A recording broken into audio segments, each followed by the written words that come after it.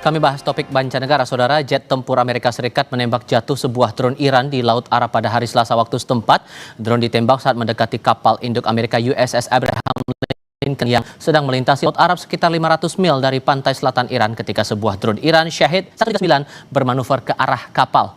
Militer Amerika Serikat menyebut telah menembak jatuh drone Iran yang secara agresif mendekati kapal induk Abraham Lincoln di Laut Arab. Militer AS mengklaim pesawat tak berawak Iran Shahid 139 terbang menuju kapal induk Abraham Lincoln tanpa tujuan jelas sehingga ditembak jatuh oleh jet tempur F-35 milik Amerika.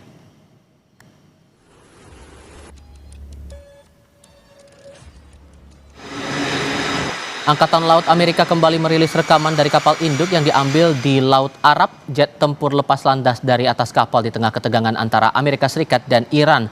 Jet tempur terbang dari landasan pacu kapal induk Amerika Serikat USS Abraham Lincoln. Rekaman yang diambil pada akhir Januari lalu ini menunjukkan kapal induk Angkatan Laut AS itu berada di atas Laut Arab. Rekaman juga menunjukkan gambar pengisian logistik di kapal induk. Aktivitas ini bertepatan usai jet tempur AS menembak jatuh drone Iran yang mendekati kapal dengan maksud yang tidak jelas hingga membuat tensi semakin tinggi antara Washington dan Teheran.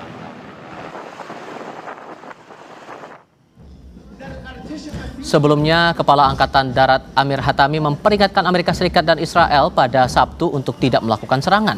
Hatami mengatakan pasukan negaranya dalam keadaan siaga tinggi menyusul pengerahan militer besar-besaran Amerika di perairan kawasan Timur Tengah dekat Iran. Hatami juga menegaskan Iran memantau perkembangan di kawasan itu dengan cermat dan secara signifikan meningkatkan kemampuan rudal untuk menyerang dan bertahan. Lalu sejauh mana dampak meningkatnya ketegangan Amerika Serikat dan Iran ini? Sudah bersama saya di studio Marsma TNI Purnawirawan Agung Sasongko Jaki, pakar kajian strategis Perhimpunan Purnawirawan Angkatan Udara. Pak Agung, selamat sore Pak. Oh, selamat sore Mas. Terima kasih sudah datang bersama kami. Kalau melihat kondisinya seperti ini, walaupun kemudian perundingan antara dua belah pihak ini masih di tahap awal, melihat tensinya makin tinggi seperti ini, apakah akan makin sulit mencapai perundingan untuk kedua belah pihak Pak? Jadi yang kita lihat ini sebetulnya bukan sekedar adanya konflik antara Iran dan Amerika yang memanas, namun bagian daripada pertunjukan yang memang digunakan oleh kedua belah pihak untuk mencapai keseimbangan dalam negosiasi. Jadi ini adalah suatu bukti sedang ada perimbangan kekuatan yang sedang perubahan di Timur Tengah. Jadi Amerika dan Iran sebetulnya konflik sudah lama, udah 40 tahun. Konflik ini terjadi dengan serangan berupa serangan tekanan ekonomi, sanksi ekonomi. Ada juga serangan militer. Tapi yang jelas diplomasi dan secara informasional serangan berupa propaganda atau berita-berita yang saling menihilkan satu sama lain itu berlangsung dengan ini. Tapi sesungguhnya inilah bagian daripada repositioning mereka. Memang drone yang ditembak ini kelihatan seolah-olah drone-nya jatuh. Tapi masalahnya adalah Iran tetap menunjukkan dia tidak takut. Meskipun ada pesawat kapal induk di sana, mereka mengirim drone dan drone ini bisa mendekat dan mungkin jaraknya masih belum cukup mengancam, tetapi bagi Amerika, ini jangan sampai dibiarkan. Walaupun secara logistik perbandingannya jauh beda. Jangan sampai dibiarkan ada gambar kapal induk Amerika diambil oleh drone. Karena drone Shahid ini sebetulnya kan ada drone yang digunakan untuk serangan bunuh diri atau kamikaze jarak jauh. Harganya hanya sekitar mungkin tidak sampai daripada $20.000. Padahal pesawat yang dikirimkan adalah pesawat F-35. Dengan menggunakan rudal AMRAAM yang harganya mungkin 10 kali lipat daripada drone itu. Nah, tapi bukan itu soalnya. Amerika ini menunjukkan bahwa dia tetap mengontrol posisinya, dia tetap berkuasa, tidak ada yang bisa terbang di sekitarnya. Sementara Iran tetap menunjukkan saya tetap tampil, saya tetap terbang. Konflik yang terjadi tidak memanaskan apa-apa. Itu bagian daripada pertunjukan yang harus diberikan Amerika, menunjukkan kepada sekutunya saya bertindak tegas, saya jatuhkan drone-nya. Iran, saya juga bertindak tegas, saya kirim drone ke sana. Soal drone-nya jatuh atau apa atau ditembak itu cerita lain.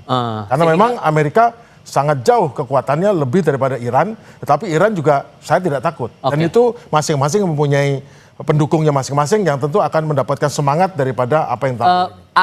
Kekhawatirannya ini konflik bakal makin rumit menurut beberapa orang begitu secara kasat mata. Sehingga menurut Anda apa yang bisa dilakukan dunia melihat fenomena yang semacam ini masih terjadi sampai sekarang? Ini adalah persoalan berpindahnya keseimbangan global. Tadinya Amerika polisi dunia. Sejak jatuhnya Perang Dingin, sejak jatuhnya Uni Soviet, akhirnya Amerika menjadi unipolar, kekuatan tunggal di dunia, polisi dunia. Namun sejak tahun 2017 dideklar bahwa China menjadi yang kedua tampil dan Rusia kedua. Nah sekarang dunia dibagi atas dua sisi juga, meskipun Rusia dan China sama-sama di BRICS dan Amerika di G7. Namun di sisi lain ini ada juga bahwa Amerika ingin memastikan bahwa jangan sampai kekuatan itu berkembang, karena kalau Iran dibiarkan berkembang akan jadi masalah di kemudian hari. Dia tidak bisa lepas dari masalah di Timur Tengah karena Amerika ingin segera juga loncat perhatian di Laut Cina Selatan. Jadi sebetulnya Amerika sekarang sedang ingin menyelesaikan dengan cepat, membuat perjanjian cepat, bisa menekan Iran, menahan Iran. Namun masalahnya tetap ada. Domestiknya secara domestik apakah orang-orang yang seperti di Israel yang garis keras atau di Amerika garis keras dan di Iran garis keras setuju dengan ini. Mereka menjadi perdamaian ataupun dibatasi konfliknya, gencatan senjata terbatas, apakah mereka mau? Nah itulah tantangan yang harus dicapai dalam perundingan kali ini. Nah, apakah posisi kita Indonesia bisa bertindak untuk menyikapi ini semua? Karena dikhawatirkan akan ngefek juga ke kita, Pak. Oh iya, kalau sampai terjadi konflik dan sampai Selat Hormuz ditutup, itu akan masalah besar pada ekonomi dunia, sangat tergantung pada aliran minyak. 25% daripada aliran minyak dunia dari Selat Hormuz. Jadi sebagai kita, sebagai negara, ya kita harus tetap tidak berpihak, namun tetap harus menunjukkan bagaimana posisi kita dan mengharapkan kepada kedua belah pihak untuk tetap menahan diri dan sampai terjadi konflik yang berlanjut, dan kalau bisa diselesaikan secara diplomasi dan sengketa apapun itu dibatasi hanya pada masalah bagaimana negosiasi. Dan kita tahu juga Rusia terakhir ini dapat informasi beberapa jam yang lalu menawarkan kepada bahwa semua nuklir Iran, uranium Iran itu akan dikelola oleh Rosatomnya Rusia. Jadi memberi jalan keluar. Dan habis itu segera Steve Witkoff dari Amerika datang ke Israel dan bicara dengan orang Israel bahwa mungkin kamu jangan harus terima nih dengan si damai ini, kita beri Iran konsesi. Tetapi kita tahu juga Netanyahu bilang, oh Iran tidak bisa, itu Israel tidak bisa, Iran itu pembohong. Jadi masih ada tit and tat dalam ini. Tapi saya kira kedua pihak betul-betul tidak mau melanjutkan ke perang yang besar. Ini hanya bagaimana positioning agar mereka tetap diterima kawasan, Amerika sebagai pengendali kawasan, dan Iran sebagai regional power dan domestiknya agar bisa terselesaikan, dan kalau bisa sanksinya dikurangi, sanksi ekonomi, sehingga Iran bisa maju ke depan. Baik, Pak Agung, terima kasih banyak sudah berbagi perspektif bersama kami kali ini, dan saudara tetap bersama kami untuk informasi lainnya di Kompas Petang.